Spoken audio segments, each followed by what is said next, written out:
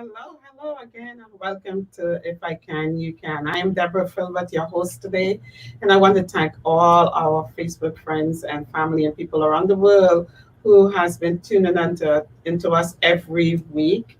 And thank you again for your likes, your comments, and the people who are reaching out to us. We are so grateful and thank you for that and the feedback we are getting. Today, I want to thank to also the people in the different countries we have. I know we're in 50 states right now, in 50 states here, and we are also in Africa, we're in New Zealand, England, and the Caribbean. And I just want to say thank you for all of you guys for hooking on today. And remember, please go on and share and like. Please go on, share. Now is the best time for you to share so that you can, because today we have a phenomenal guest. She is she's a mother, and the topic today is advocating for special needs kids. And so, if you have a special needs kids, please just come on, hop on, and you know anyone, just hop on with them. A little bit about If I Can, You Can. If I Can, You Can. It's a place where you can tell your story and come on and tell your story. And your story is so powerful. For me, I started doing this because I started my story from where I came from to where I'm at today, being an abused child. And today I am a mom of three, confident in myself, and I have three different multiple business that I'm running successfully. So this is where it doesn't matter where you come from, maybe what all that adversity or could be abuse, it could be anything that you know that hurt you, you can come on now and be something big. And so telling your story frees you up from life, frees you up from so many pains and hurts that you go through. And again, I want to say, go continue to share. We are also on Facebook Live right now. We're on Roku TV. We're on Amazon. We are on Facebook, no, YouTube TV, and Amazon right now, and streaming live. So please go on. And I think we're in one other country in the Caribbean. So if you could find that channel, just go on and find it wherever you are in the world. And just come on live because we have a phenomenal guest coming on today. So I'm going to take a quick break and we'll be back with you with our guests.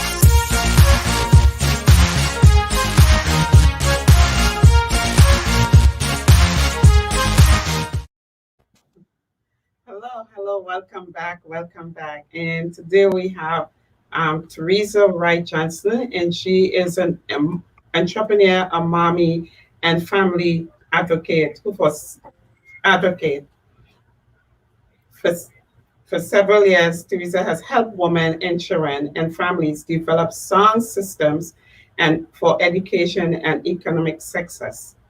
As a businesswoman, as a business owner, coach, and mentor, and certified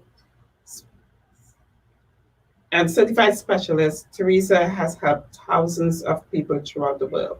And I have met Teresa through a group that we call MOM Biz Boss.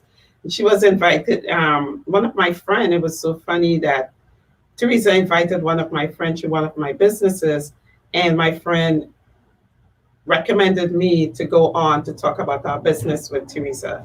And so that's when I met Teresa. It's like 2 years ago, Teresa. I can't remember. It's 2 years or a year ago. I think about 2 years. 2 3 years, 2 to 3 years. Yeah, 2, 3 years ago.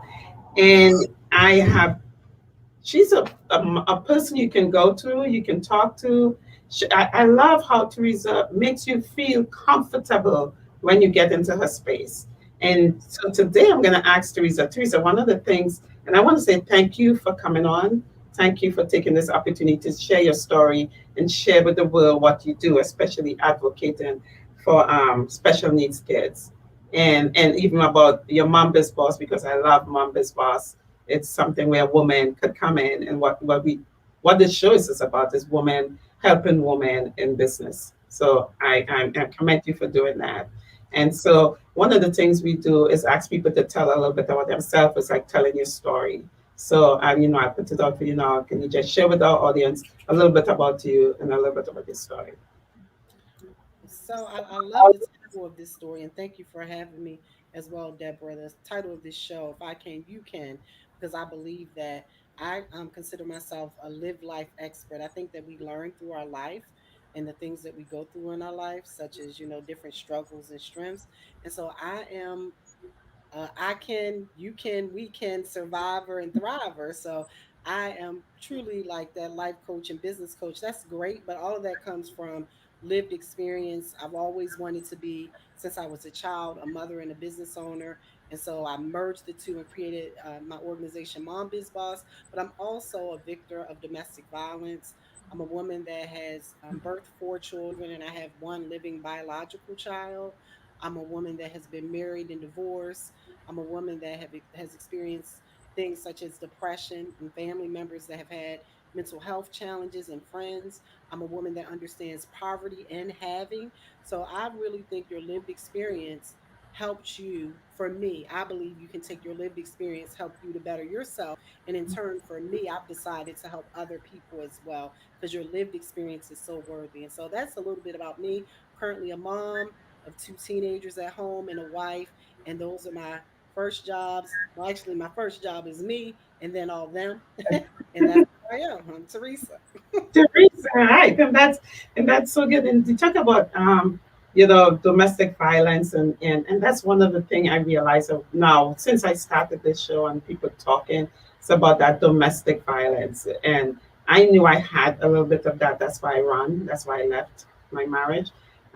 It's just the way it makes you feel. It makes you feel less, and sometimes that abuser will say things and make you when you want to leave, you can't leave. Mm. And so many women now just stay into that space and afraid to leave.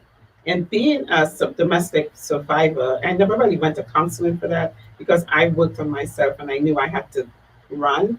I took my kids and left. That's what I did, but I didn't stay where the abuser was. I moved to a whole nother country, Hmm. right? But I hear so many women talk about domestic violence, and even just recently, I was talking to someone, and she's afraid to leave because her thing is like, I'm not gonna have enough money. I can't take care of my kids. The rent is paid, the bills are paid, but she's still staying in there. And I know you counsel a lot of women in that too, and which is something a great topic we can kind of iterate a little bit about it. What could advice could you give for women who listening who is in that position right now that hey, it's okay to go and leave and seek help. So one, I think it touches the aspects of a lot of women because traditionally at first the husband was the provider, and so if you are a mom, especially about the topic we're going to talk about today is children with special needs. If you have a child to take care of with special needs, or you're a stay-at-home mom, or you don't have your own income or enough income, a lot of women are feel that they're stuck because of finances. Then another thing is we may feel that we're stuck because of a picture. So you don't want to be a single mom or you don't want to leave that person. But I know this is an international show, and I'm an international type of woman, just in my ethnicity and my background. One thing I know many of us learned as women the last few decades is have your own stuff. Yeah. Start investing in you, You. because many women say, and I can be totally transparent. I thought about that when I left my ex-spouse, and I ended up having to ride the bus. I had to like totally downgrade my life and then rebuild myself. But I had a skill set. I had something in my back pocket that I could use to make my own money. And it was not the same amount of money we made together, but I chose peace over the paper of money. But in turn, what I've learned is always have your own stuff, invest in you. And what I mean stuff, look at some of these business opportunities that are out there worldwide where you can start putting money away. You might need to create a plan so that you can leave, but create your own security so you're not staying in a verbally or physically or mentally abusive, financially abusive, because a lot of men or women, it could be financial abuse because you need the money. You have to stay because our children are watching us, and our whole body and spirit is being impacted by that. So get your own stuff, like mama, grandmother, wherever country you're in, auntie tells you, have your own stuff, your Yeah. own money.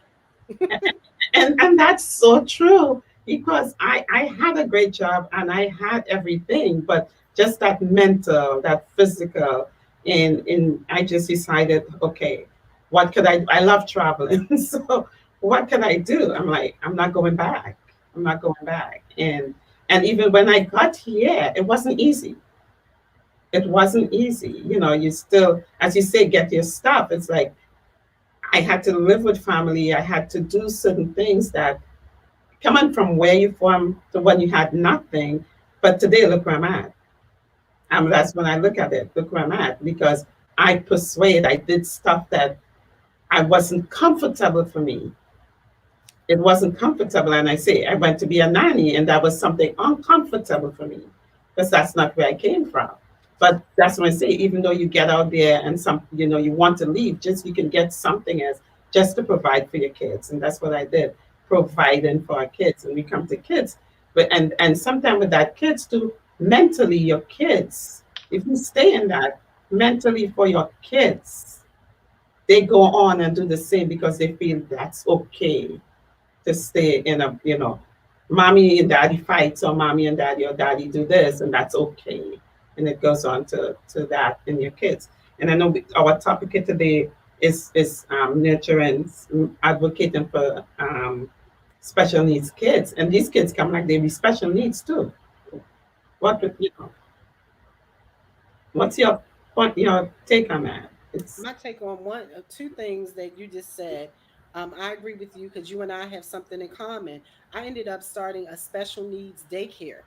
I needed to make money. I needed to be at home with my child. I remember my ex-spouse telling me, now you're going to have to go get a real job, because I have a degree in business and a background in business, and I was helping run his business. I had an apartment. I had my children. I had to figure out how to pay my bills. And a young lady from across the hall knocked on the door one day and said, can you watch my kid? And I had a certification at that time in early childhood or something that I gotten. But what you reminded me of is we have to get uncomfortable to get comfortable. yeah, Because, like I told you, and like you just said, it was not easy. I really did ride the bus, and I was a stay-at-home mom in here in Metro Atlanta, and all very affluent African American women's groups stay at home in the middle of the day, lunch, and our kids at play groups having a great time. And some of those same women saw me on the bus stop and stuff, and a lot of them didn't stop. Most of them, I it's would say 99% of them, but they would tell me, hey, I saw you on the bus stop. Now, I see some of these same women. See, I was uncomfortable, right? I was uncomfortable with my special needs child. And you are correct in saying this. When you stay in a situation too long, when your children are watching, they can become traumatized, and that may affect their psyche, their mental health, their learning, their understanding, and their processing. So I always say your children are watching you. And so those same ladies, I saw them and they didn't, I guess I was on the bus stop enjoying myself waiting for the bus because I was happy to have peace.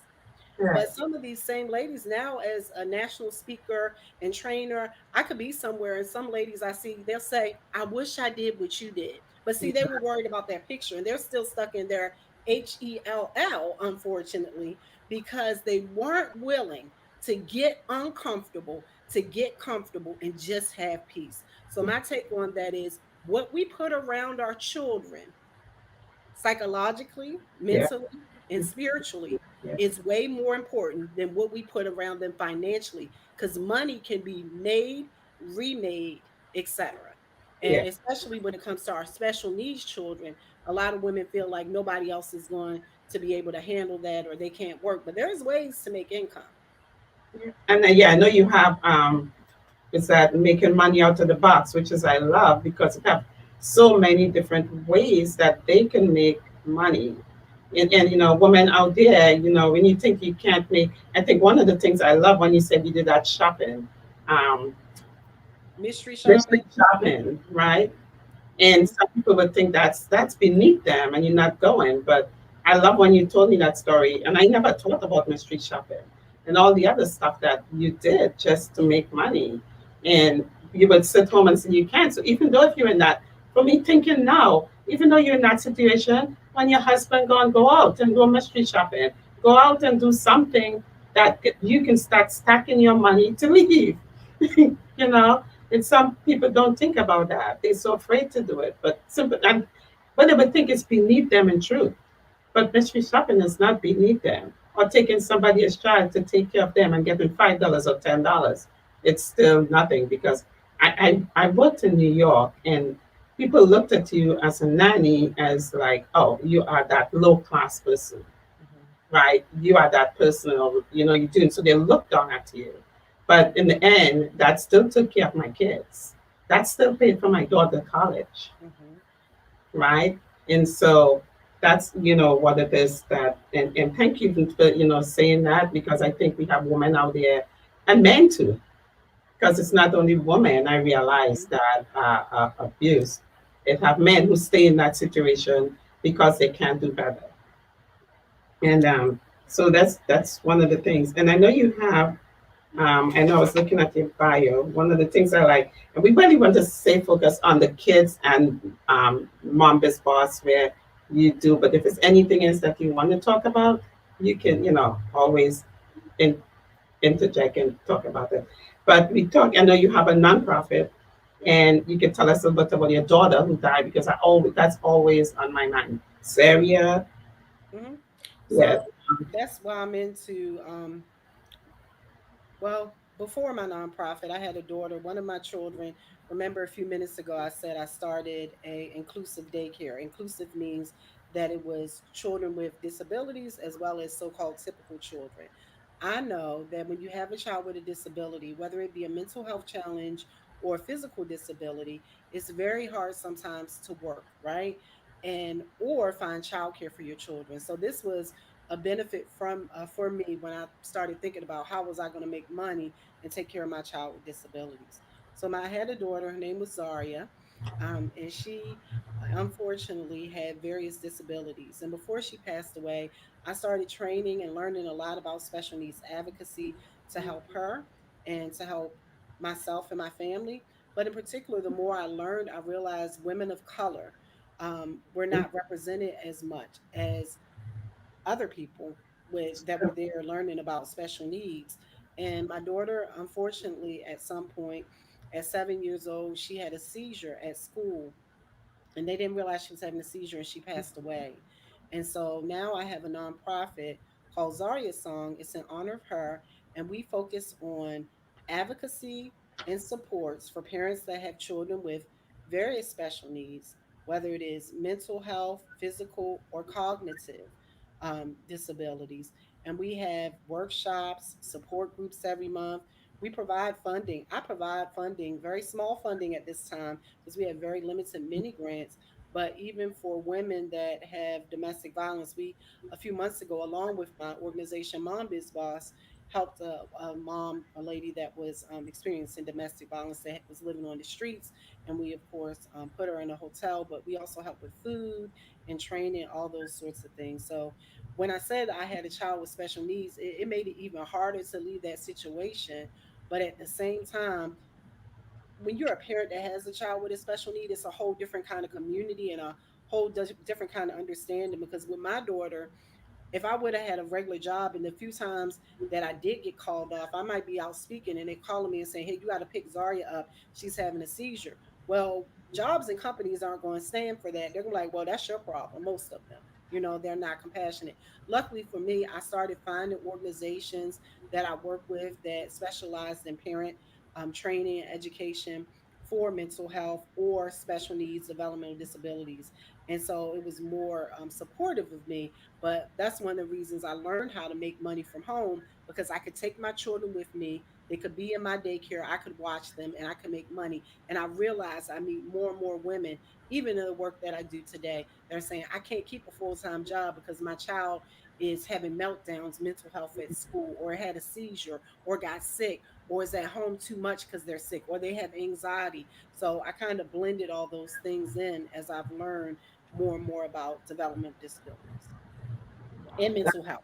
And mental health. That's so awesome that when you talk about, all the different things you had to do with that, with Zaria as a mental health child, and you were blessed that even though you were working, you had home to take care of that. But again, we come back again. It's doing something that you can do from home, doing something because, as you said, so many other jobs out there that we could do. And it's true. Because when I was in my corporate job, I always say I was blessed that I had my grandparents to help me. Because many days when my kids were sick or something, I couldn't leave my job because I worked like 2 or 3 hours away. And they went to school in a different area. So you have to have somebody for them, and you can't leave your job because you don't get paid. You leave the job, you don't get paid. So it's a good thing having, and I look at it now, you look at women, you can always find something else to do, especially when in their situation. I know I had to work because I had to save my money, because I know I had to leave.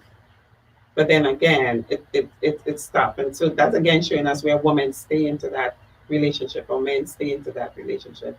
So we're teaching young women now to start doing something because for me, especially in the African American community, with me, I do multiple business. And I started this because me sharing my story. And I shared my story with you before, but sharing my story now.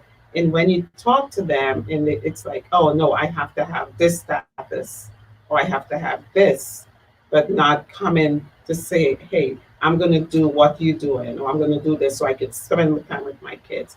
It's too hard. It's too busy. I can't talk to somebody. Or I don't want to do this. I want to stay in that. And they stay into that situation. And you look at their kids. And then what I realized too, their kids end up, young daughters end up having kids and going back into that same situation. And Yeah. that's one of the things that started like, why? Because you that cycle keep going around and around and around because the mother didn't make that move to my daughter to say that I'm confident, but the daughter now is doing that and into a broken relationship. We're seeing a lot of that now.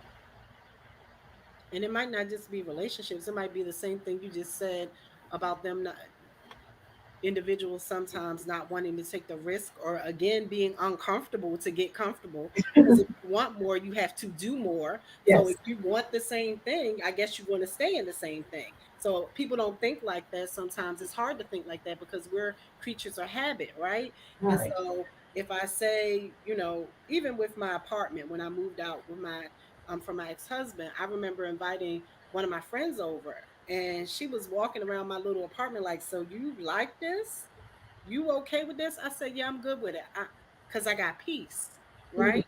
I had peace." And I showed them how I could have a daycare in my apartment to make money, to the point where I couldn't take any other clients, to the point where I have another lady that's in our Mom Biz Boss group that's a very good friend of mine, has been for years. We started the daycare where it was at my house and her house, because then we were able to help each other. So it's about getting uncomfortable, because it's not only your children being in broken relationships, but maybe your children, you're telling them that you hate going to work, but you go to work every day and that's how you provide. And then Yes. they grow up and they hate going to work every day and that's how they provide. And then they have a child. Well, do something different. So you might not even get the opportunity to be comfortable, but you taught your child To something else so they can be comfortable. And that's very important, especially going back to our special needs children and our parents that have children with special needs. Because if my child has a special need, they still are just as capable and worthy and great as anybody else, because we are all different. I don't believe that there is a typical, because we're all different, right? But they're going to need a little bit more support. So you really do need to possibly think outside the box yeah, for yourself, but also for them. So, like when you said, Deborah, earlier, you said when you became a nanny, you know that you and I have that in common. And later on, I closed my daycare business and I created, no, somebody called me and they were like, we heard you are a specialist in special needs and you do a daycare. And I said, oh, I've closed that. And I realized people were asking me to sit. And I said, sit, wait a minute, I'm not a babysitter, but I can be a nanny. And yeah, when I started that nanny business, I didn't want to do that forever and I was uncomfortable. But I made more money there until this past year than I did in my business, because I made a grip in nanny. So even getting your children, I have one of my children that's a teenager. She said, "You know, I want to be a nanny." I said, "That's great, because I've read articles where some nannies are making six figures." six So figures. yes, let's get uncomfortable, get outside of our head in that little box, those little pictures, and create bigger and better and new pictures, especially for our children with special needs that may think differently, that may, they don't want to be in an office. Maybe maybe they're artists and they might need to make money with their Yeah, art. Or anything. So it's very important that we think outside the box for our children, because I believe that individuals that have any type of disability actually have a gift. We again. all have a gift. But if you ever have encountered many children that have less physical disabilities, like my daughter Zaria, she loved to sing. And so our organization Zaria Song is called Zaria Song because she loved to sing and she was good at it. And she loved music and she was joyous. Or my child that experiences ADHD, she's a straight A student. She is extremely intelligent. So we all have gifts, but if you're not willing to get uncomfortable to unpack your own gift as a parent, how do you think they're going to learn? Because again, your children are watching you, whether they're disabled or not. They're watching you. If they don't have eyes, they hear you, they feel you, they sense you. You gotta get uncomfortable to get comfortable. And that's true. You said something that just bring me back to when my son has dyslexia and living in New York City. They send them to the special ed classes. But for me, doing what I was doing, I could have still take the time to spend time with him.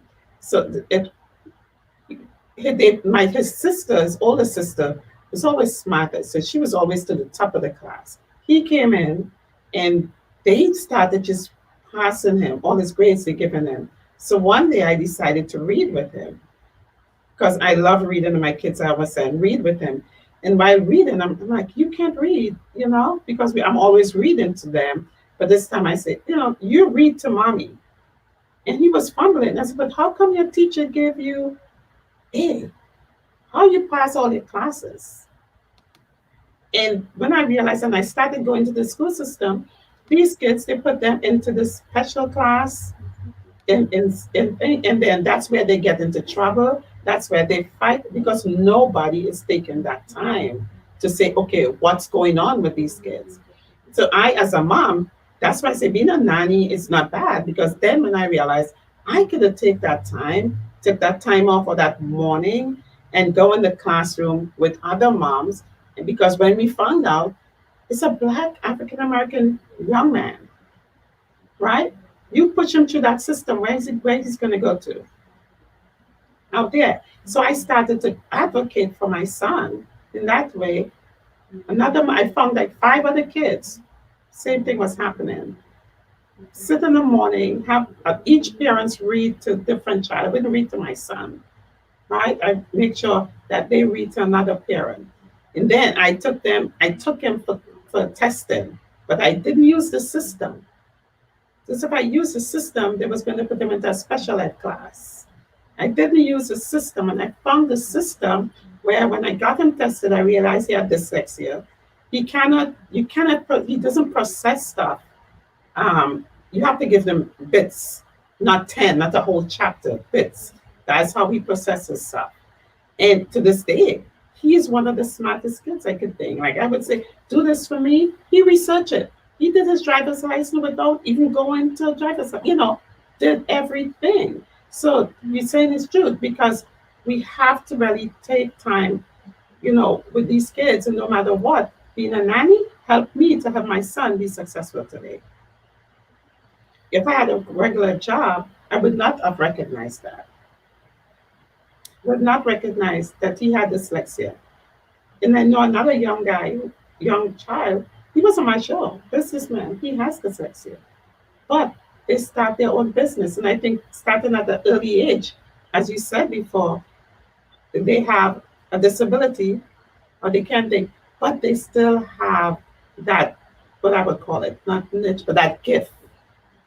And we just have to hone into their gifts.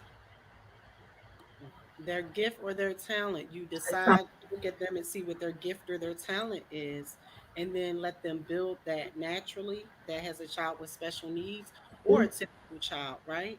Or I Yeah. was talking to a parent the other day, and she said when her son turned when he turned 18, she bought him a cleaning company. So he'll always have something to fall back on. And it sounds like it costs a lot of money. I'm sure it did cost some money, but there are different things that you can do. And what you were saying about being aware and advocating for your child, luckily for you, your child didn't have to go into a special ed classroom, but some children will have to go into a special ed classroom.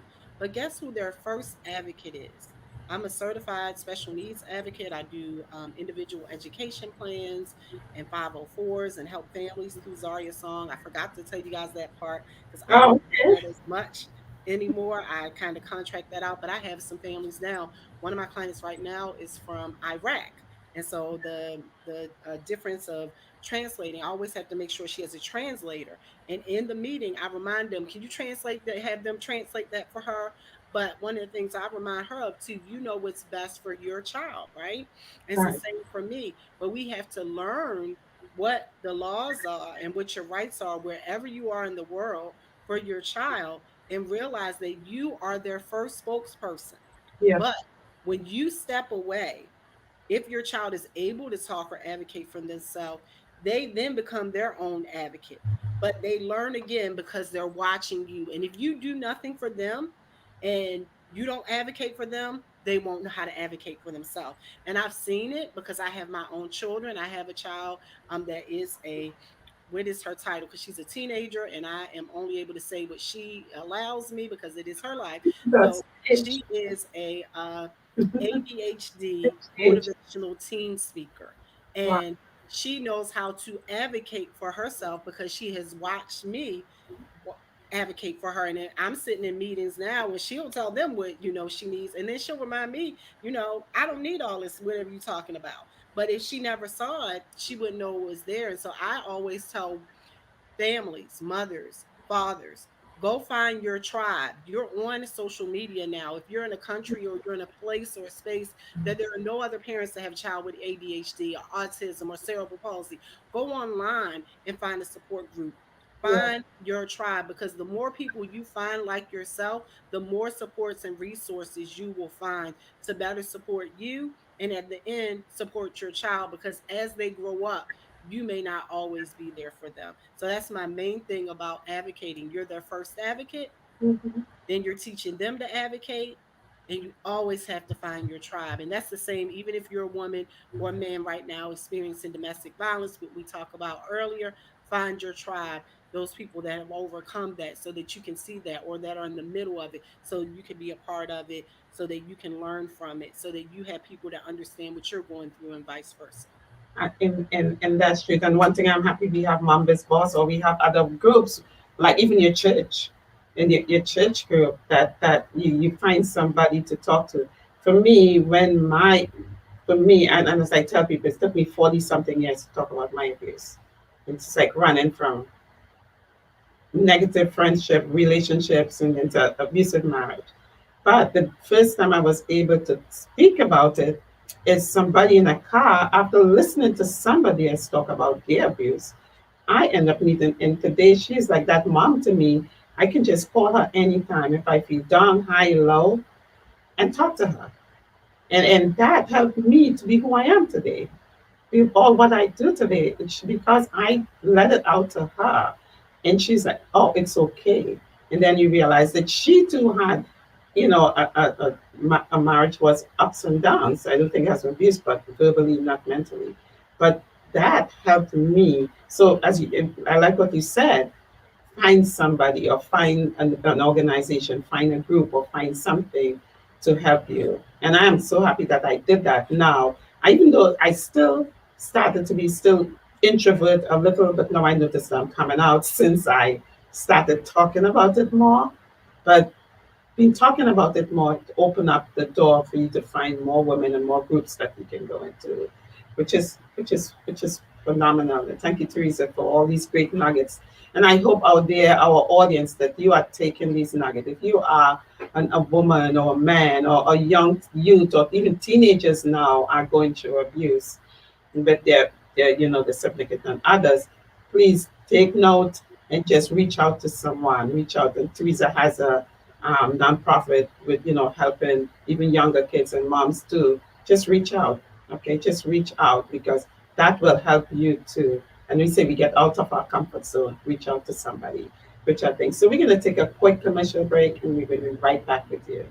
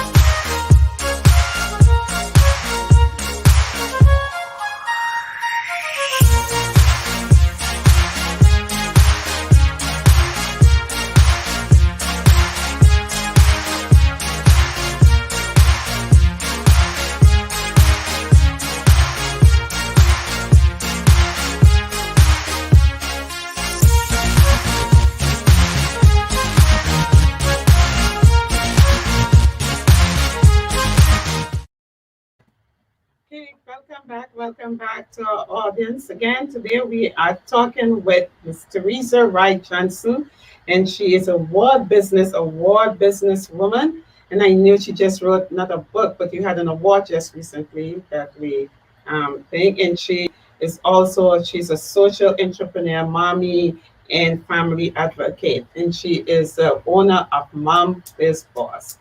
MOM Biz Boss. So Teresa, I know. So we come back now. We talk from where we came from all our marriages abused, and where we came from, where we started. Now we can talk a little bit about what you do, because I know what people want to see where they came from, and saying that even though you go through abuse, you go through any obstacles in your life, you can always overcome it, and you did that. You came into from there to now you have you are winning awards, you're speaking on stages, you have businesses you run in, and so I know women would think, oh my, I can't do this. I gotta stay in this lane, even though I left that marriage or I left that abusive stuff. I gotta stay in this uncomfortable place that I'm in. I can't go further. But I know you can show them now, hey, look where I'm at, and look where I'm at now, because I'm on stages, I'm receiving awards, and I'm doing all these phenomenal things. Even still have kids, your daughters, and a husband, and he's still doing stuff in this world that woman could come from there to where you are now. Can you? Right. So I think that what I do is I really, as I said before, I consider myself a live life expert, and I decided to take my struggles and turn them into strengths for myself, and then at the same time help other people. So now for me, one, having a child with special needs, she truly, Zaria made me a better person. I tell people all the time that made me a better person, a little much more compassionate and understanding of people with disabilities, more grateful for the life and the health that I have and that my family has. So that's where I am with that. And also, it made me realize again the adversity and the lack of support and knowledge that um, families of color have sometimes when it comes to disability rights, disability education. And also, I cannot forget this because it doesn't matter what country you're in again. Also, the belief system that we have when individuals are born disabled, meaning they, maybe they're evil or, something of religion, maybe they shouldn't be, or, we need to ignore it. No, we need to make sure that we get the supports for it. So that's been very beneficial for me to help with Zarya's song. With the other things that I do, like, I know what it's like not to have money. And I think a lot of times people are not transparent enough to say, I know what it's like not to have money. I tell people all the time, there was a time in my life that I did get food stamps. It wasn't food stamps, but it was an EBT card for 3 months. And 3 months later, I was working for Child and Family Services as a parent advocate, because I found a group, a tribe of women that had children with special needs, children that had mental health, women that understood domestic violence, women that understood poverty, and they trained me so that I could train other people. That's why I'm so committed and passionate about finding your tribe. And in turn, I've led women organizations both nationally, internationally, and locally in motherhood as a motherhood and parenting expert.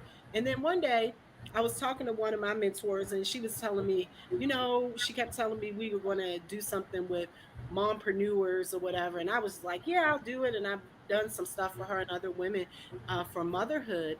And one day I was driving down the street and I said, why do I have to do it for her? I have everything I needed to do it for me. Yeah. No, I always wanted to be a mom and business owner when I was a kid playing on that phone.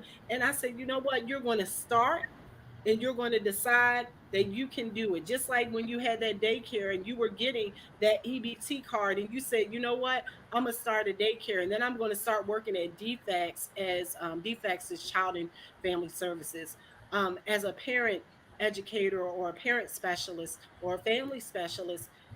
And I did it. Right. It's having a belief in yourself that Mhm. we were all created great. Because as you know, Deborah, at Mom Biz Boss, where Mom Biz Boss is an organization that I have now, that organization that I was talking about, I was driving down the street and I was like, I could create my own. And I Right. just started having these brunches, and now I have over 200 members that are women that are Mom Biz Bosses, and we will be nationally and internationally where women can just join us. Right. But that has helped me. You have to believe, like I say in Mom Biz Boss, that there is not like a ringleader. Like, of course, I'm the founder, Mhm. but you cannot have an organization, you cannot have a life that is going to be productive if you don't have other people to support you. And Support. there is a belief that if we are all created great, that greatness might be deep down inside, but you have to figure out how to pull it out because you came here by yourself. You were created great, and we all have a purpose, and you have to find your purpose and your passion. And once you find your purpose and your passion and start believing in it, you will be able to do whatever it is that you intend to do, no matter where you are, no matter if you have money, no matter if you have a husband. Like, I left that situation, and you know what? Who knew I would remarry or have another opportunity to parent another child? So you never know what happens. So that's what I would say. And so now I speak, coach, and train, and I train people how to make additional income with your lived experience, how to speak, how to write a book, how to create a program, how to just go mystery shop, find a work at home job, whatever you need to do to provide for you because you were created great, and all things will come to you that are meant to come to you. And it's not going to be hard, I mean, easy. And it's not always going to be shiny, but you have to put in the work because you want more, so you do more. So that's what I do. And you just, it's just wonderful for me because I've been able to balance the motherhood, the social awareness, and the entrepreneurship. And that's what we do at Mom Biz Boss. Our focus is our motherhood and parenting, social awareness, and business. So love for you guys to join us. We have free events, we do all kinds of things. And I wanted to say one other thing, Deborah. With Zaria Song, my daughter Zaria would have been 19 this month, in a few weeks. But we also have a camp each year for girls called our Girls Making Moves Camp. And the last year was totally virtual because of COVID. This year is hybrid, and I have free camp memberships, and they can join virtually. So I don't care where you are. You have a tween or teen. Mm, We have our Girls Making Moves Camp, and it is June the 15th through the 18th, and it's only a few hours a day, and it's virtual. If you're in the metro Atlanta area, we do have an option for one day. But I was able to partner with organizations that understand my passion and my purpose and see the work ethic that I have and the yes, results that I give. And they actually sponsor so that we can have young girls right, 11 to 16 years old participate, and they're learning about entrepreneurship, how to make money on eBay. They're learning about diversity. They're learning about math, science, STEM kind of stuff, right, education. They're learning about self defense, dating violence. They have dance classes, yoga classes, breathing classes. So it's a great time. So, and that's all about Zaria Song. And we have music and dance and all that because the whole purpose was Zaria opened up a world for me that I would never know opened up for me. And the name Zaria meant one helped by God. So you can take it how you want it, but I know that she was sent to me to help me and another way to help other people. So special needs is just the tip of it. And I wanted to say one other thing. You said about domestic violence. I started a part of our organization on Mother's Day. On Mother's Day, we focused I know this is hard for some people, but we focus on women that have lost their mothers or their children. And we also started the part of our nonprofit called Irene's Dream. That was my mother. Her name was Irene. She also experienced domestic violence. And I started a part just for women that experienced domestic violence on with Zaria Song because I feel like had it not been for unfortunately her full passing and my understanding that I might still have been a been, little bit slower getting out of that relationship because it's true. yeah, Women stay in relationships because of their children, and yeah, poverty hits people that are impacted by d- d- disabilities at a higher yeah, proportion yeah. because we can't work and the access to services. So It's so, that's just it for me. that's so good and that's powerful, and I love that you're doing that. And the thing about it, going out there, and for me, my goal is, and I would say that my goal is to go out. So I'm gonna take this show around the world, just talking to women about that, and like organization like yours, we could funnel them to you. We could funnel them to us. Other people can do the same, helping each other, women in business. And true, we stay into relationships again, and we cripple ourselves. There's so many women out there doing that. Like next week, I'm leaving for Africa, and then I would take this show out there. But my goal is to interview women or men who go through domestic violence. Just give them a platform to just say, hey, look, I've been there, but then now hearing you, because this show is taping all over the world, right? How many other women can hear this right now and say, look, you know what? I need help. I need help. And even because what I realize when you talk about it, then you hear yourself after, or you go back and you listen to it. Look, I really need help. Or I really need to get out of this. Or look at how many other women who are doing and being successful. So, and Zaria, it's like, and coming again with our kids. That's the one. And I would say God give us them to protect them, not to keep them into a bondage in a sort of way. Protect them, have them to grow smarter, because when your kids see what you do, they're going to do differently. So I really love that. Thank you. Thank you for that. And just we'll make sure we keep a note of that, and I just keep sharing it with people, like people who I meet, because in my I usually meet a lot of women who are in abusive situation. I'm like, I don't know. It's like you say, attract like, or because I went through that, you attract these women who you can talk to them, sharing your story. And when I meet them, and sometimes like, I don't know organization, but we are connected in the same group. Now I know this. I can say, hey, hey, you can reach out to this organization to help you in that field that you're going through right now. And we so and that's it. I'm so grateful that you came on today and to talk about Zaria, about advocating for kids. And that's one of the things that is to my heart. And I'm leaving on the 5th, on this, no, the 9th, yeah, because I was supposed to leave on the 6th. I'm leaving on the 9th to Africa. And that's the other thing. When I look at it in Africa, the amount of children that are being abused, are being sex trafficking, having kids for their own family, and their parents have to stay in it. If we can go out there and talk and advocate, and so many kids in orphanage. Right now, I'm going to orphanage. You have one have 64, one have 40 something kids. And these are kids who came from abusive parents who left them, run away, and dropped the kids off, and just they can do anything else for themselves. So these kids are in orphanages, right? And they just drop their kids off. So it's just like we advocate in here and we say around the world because it could be happening in our country too, right here now, right? So that's my goal is to advocate, and then you can meet the young girls, the young ones, and help them. And maybe organizations can reach from all over even MOM Biz Boss. We can reach to Africa because it's that's the goal. So that's how, as I say to audience, this is how we work together as moms, as women, as wives, is we work together in that in one field that Teresa has a MOM Biz Boss, but she has a nonprofit, but she has other organizations that can help you. Even though you come for one, you have that whole organization around you. So, which is really great. So, me going to Africa, I could come back and say, hey, Teresa, look, I found this woman out there. I found a tribal woman out there. Could you talk to them? And this is what, if I can, you can is about. Where we came from to where we're going, where we are today. And I want to say thank you, thank you, thank you for coming on.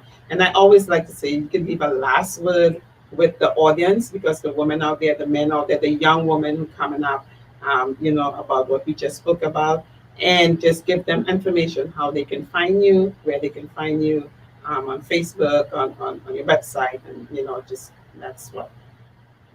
I guess one thing I would say, just like finding your tribe, if you are an older woman and you can mentor someone else from the things that you've learned in life, that's very important. Sometimes that's missing, especially over here in lovely America. Generational knowledge is missing. And, remembering being a younger woman, I still mentor several young women because I didn't necessarily, I had one great mentor as a young woman, one of my aunts, my Aunt Edna, but other than that, I was on my own with my other young friends. So that's one. So if you're an older woman and you have something that you can help another woman with, mentor her. And young women, find someone to learn from, someone that's going to be positive so that you can learn some things from them. And you can reach me through my website, which is T as in Tom, WJ as in Joshua, METWJME.com, or mom, MOMBIZBOSS.org, TWJME.com, or mombizboss.org. So thank you so much for having me. Find your tribe and remember that we were all created great. Find that greatness within you because it's there and pull it out and figure out your purpose and passion. It's not going to be easy, but it'll be worth it at the end because you want more, you're going to do more, and you will get more. Yeah, yeah. Thank you, Teresa. And remember, guys out there, you on Facebook and you're listening, Mambas Boss. Just go on Facebook, find Mambas Boss, and you have a business, you come on to Mambas Boss. Trust me, I'm a member of Mambas Boss for the last 3 years, and I love it. And I love the cooperation that I get with our other women, other business women there. So please hop on Facebook, go like the page, or just reach out to Teresa. And Teresa, again, I want to say thank you, thank you, thank you for coming on. And I'm glad, happy for you being my mentor, being that somebody who I can talk to. that friend that I have. I thank you. And I thank God the day that we were put together, even just by one coincidence with someone else. But I end up meeting you. So I am so happy for that. And I'm happy that you could come on today. Thank you again for Thank that. you. And we are going to close off now, and we're going to be on next week, and we're going to have another special guest next week. So stay tuned for our another special guest next week, and you guys have a great week. And just remember, I have a Facebook page, um, Ghana. Banning Ghana mission, and it's a non GoFundMe. And can if you please go on and just asking people, I'm leaving on the night to help two orphanages in Africa. One of the orphanages have been in operation since 2012.